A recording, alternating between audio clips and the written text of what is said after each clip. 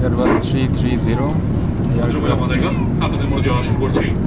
আমরা কিছুটা ঝুঁকিপূর্ণ আবহাওয়ার মধ্যে অতিক্রম করছি। আমি পুনরায় জানাচ্ছি, আমরা কিছুটা ঝুঁকিপূর্ণ আবহাওয়ার মধ্যে অতিক্রম করছি, যার কারণে ক্যাপ্টেন সিম্পল বাসের আলোক সংকেত জ্বালিয়ে রেখেছেন। কিন্তু অবস্থা আপনাদের সকলের নিকট আমার বিনীত অনুরোধ এই যে আপনারা সকলে নিজ নিজ আসনের সিট বেল্ট বাঁধা অবস্থায় বসে থাকবেন এবং এই সময় কেউ ওয়াশরুম ব্যবহার থেকে বিরত থাকবেন। আমি পুনরায় জানাচ্ছি আপনাদের নিকট আমাদের সব বিনীত অনুরোধ এই যে আপনারা সকলে নিজ নিজ আসনের সিট বেল্ট বাঁধে বসে থাকুন এবং এই সময়ে কেউ ওয়াশরুম ব্যবহার করবেন না। ধন্যবাদ। এবং যে সকল যাত্রীগণ এখনো কেবিনের মাঝখানে হাঁটাহাঁটি করছেন এবং আইনে দাঁড়িয়ে রয়েছেন, সেই সকল যাত্রীগণকে নিজ নিজ আসনে ফেরত যাওয়ার জন্য বিশেষভাবে অনুরোধ জানাচ্ছি। ধন্যবাদ। Airbus 330 US Bangla airlines Dhaka থেকে মালয়েশিয়া যাওয়ার পথে প্রচণ্ড টার্বুলেন্সের শিকার। প্লেনটা অনেক কাঁপাকাঁপি করতেছে।